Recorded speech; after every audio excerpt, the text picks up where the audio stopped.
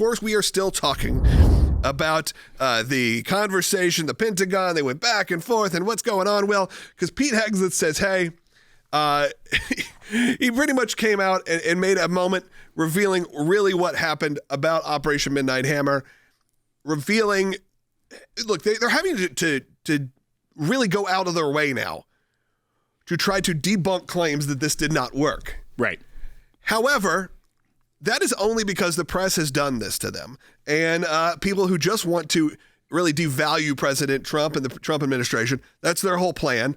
And if their whole plan is that, well, it's sad that we have to have a point where Pete Hegseth has to go out on the defense of this over and over day after day. Yeah, it's hard to declare victory and talk about the victory when the media is so quick to undermine it before the dust has even settled on Fordo. So what we're seeing here now is both General Caine as well as Pete Hegseth, the Secretary of Defense, pushing back, doing a press conference, an early morning press conference, not normal for what you see out of the Pentagon, but pushing back on these claims and these leaks. They're also pointing to the CIA and the Director of National Intelligence that it's now their role to gather the intelligence of what the successes were in the Fordo strike.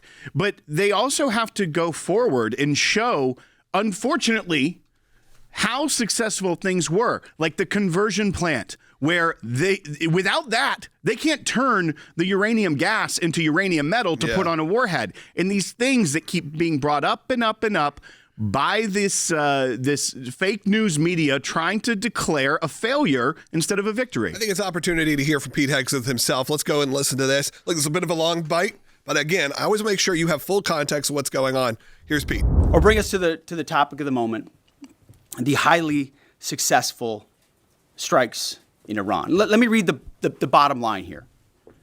President Trump directed the most complex and secretive military operation in history, and it was a resounding success, resulting in a ceasefire agreement and the end of the 12-day war. There's been a lot of discussion about what happened and what didn't happen. Step back for a second. Because of decisive military action, President Trump created the conditions to end the war, decimating, choose your word, obliterating, destroying Iran's nuclear capabilities. I want to read some of the assessments that have been provided, because whether it's fake news, CNN, MSNBC, or the New York Times, there's been fawning coverage of a preliminary assessment. I've had a chance to read it. Every outlet has breathlessly reported on a preliminary assessment from DIA. I'm looking at it right now. Again, it was preliminary, a day and a half after the actual strike, when it admits itself in writing that it requires weeks to accumulate the necessary data to make such an assessment. It's preliminary. It points out that it's not been coordinated with the intelligence community at all. There's low confidence in this particular report. It says in the report there are gaps in the information. It says in the report multiple linchpin assumptions are what this assessment, a linchpin assumption, you know what that is? That means your entire premise is predicated on a linchpin. If you're wrong, everything else is wrong. And yet, still, this report acknowledges it's likely severe damage. Again, this is preliminary, but leaked because someone had an agenda to try to muddy the waters and make it look like this historic strike wasn't successful. I hate that Hegseth has to do this. Right. I really do. Because when I watched that moment unfold, President Trump came out with Pete by his side, Marco Rubio, and I said, you know what? President Trump picked the right guys for this job. Pete took a lot of heat, unnecessary heat, and look what he was able to do. Only people with that kind of military expertise who really have been there, know it, could have done something like that. This is the Iranian government that has been in control since the 70s, who have been hurting their own people, and we all know this. Kamala Harris said the number one threat to America was Iran a few months ago. Okay, this isn't political or partisan, but because there is a Trump administration, it will become political and partisan. Our brave soldiers flew from Missouri to Iran, a 19-hour flight, multiple refuels midair, dropped precision strike bombs, and now got out of there before anyone even knew they were there, and you're going to try to discredit them? Not on our watch. That's not going to happen here. But that is precisely what the news is doing.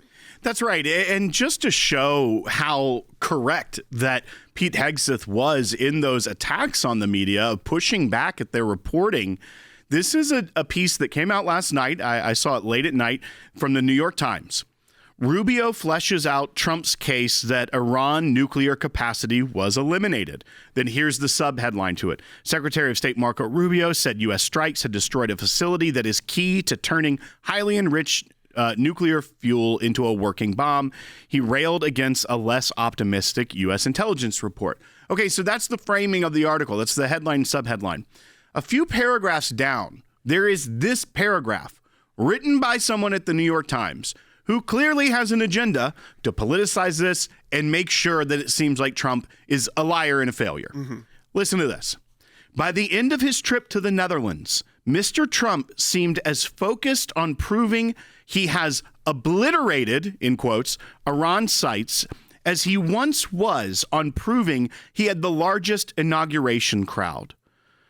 They are comparing the argument with President Trump. Everyone knew he loved to talk about the inauguration crowd, that is the same thing as him talking about taking out an existential threat to the United States and Israel, an Iranian nuclear program. They are trying to say that he claiming victory and success is a vanity project for him. They are trying to diminish the work of the U.S. military and the extremely well thought out plan. And we're getting to that in a little bit too, because General Razin Caine, he talked about how detailed, how long the U.S. military has been studying this and focusing on Fordo. And the New York Times journalist tries to make a cute reference to the inauguration crowd argument and turn that as an analogy to the president of the United States saying, we have taken out Iran's nuclear capability. One is a crowd size and the other is national security. When they say these journalists should lose their jobs, how did this get past an editor? Do they think that's funny? Do they think American national security is a hilarious joke? In 2009, a Defense Threat Reduction Agency officer was brought into a vault at an undisclosed location and briefed on something going on in Iran. For security purposes, I'm not going to share his name. He was shown some photos and some highly classified intelligence of what looked like a major construction project in the mountains of Iran. He was tasked to study this facility, work with the intelligence community to understand it, and he was soon joined by an additional teammate. For more than 15 years, this officer and his teammate lived and breathed this single target, Fordo, a critical element of Iran's covert nuclear weapons program. He studied the geology. He watched the Iranians dig it out. He watched the construction, the weather, the discard material, the geology, the construction materials, where the materials came from. He looked at the vent shaft, the exhaust shaft, the electrical systems, the environmental control systems, every nook, every crater, every piece of equipment going in and every piece of equipment going out. They literally dreamed about this target at night when they slept. They thought about it driving back and forth to work, and they knew from the very first days what this was for. You do not build a multi-layered underground bunker complex with centrifuges and other equipment in a mountain for any peaceful purpose. And that is what led to the development of the bunker busting bomb, because he could tell based off the soil that was coming out how far deep in that mountain it was. Based off the ventilation equipment, everything. This is an individual, an American, a brave American that couldn't talk about this with his family. He worked with one other person on this for 15 years and knew everything there is to know about this secret site and how to attack it. And we developed the weapons, and that's exactly what the President of the United States deployed on that site just a few days ago. Yep. And the media is going to sit here and try to lecture the world that maybe we're not that effective and only do one thing: help out the Ayatollahs with their PR campaign.